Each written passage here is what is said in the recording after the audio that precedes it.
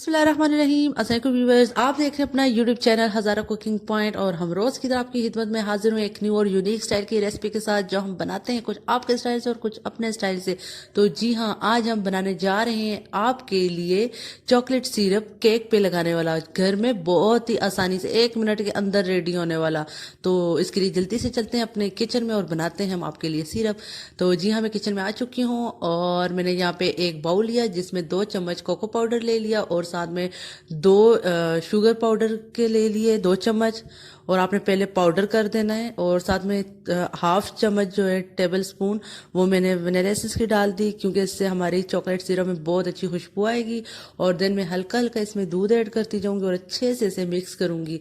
और अगर आप दूध ना लेना चाहें तो आप 1 कप पानी ले सकते हैं, लेकिन उसका तरीक़ाकार ये होगा कि आपने कोको पाउडर और शुगर के साथ अपने 2 चम्मच जो है तो क्या कहते हैं मकई का आटा, कॉर्नफ्लावर जो भी है वो ऐड कर सकते हैं, क्योंकि उससे थिक होगा। तो अगर पानी के साथ आप करें, अगर दूध के साथ कर रहे हैं तो दूध का खुद इतना फैट होता है तो उसके लिए आपको ज़रूरत नहीं है।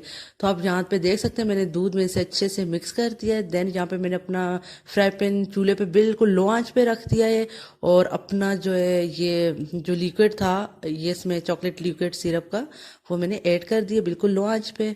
और अब इसे हीट मिलेगी और ये पकेगा तो फिर हम आपको बताएंगे। और अगर अभी तक आपने हमारे चैनल सब्सक्राइब नहीं किया तो जल्दी से सब्सक्राइब करें और बेल नोटिफिकेशन को ऑल करना तो बिल्कुल भी नहीं भूलिएगा। हम चाहते हैं कि हमारी तमाम इंटरेस्टिंग वीडियो सबसे पहले आप तक पहुंचे, क्योंकि ये आपका यूट्यूब चैनल है तो आपका सब्सक्राइब करना तो बनता है। तो अब यहाँ पे देख सकते हैं कि इसमें उबाल आ रहा है, तो जब उबाल आना स्टार्ट आ जाए तो इसमें आपने स्टील चम्मच हिलाते रहना है। तो देन यहाँ पे ये अच्छी खासी पक चुकी है और उसकी इसमें थिकनेस भी आ चुकी है।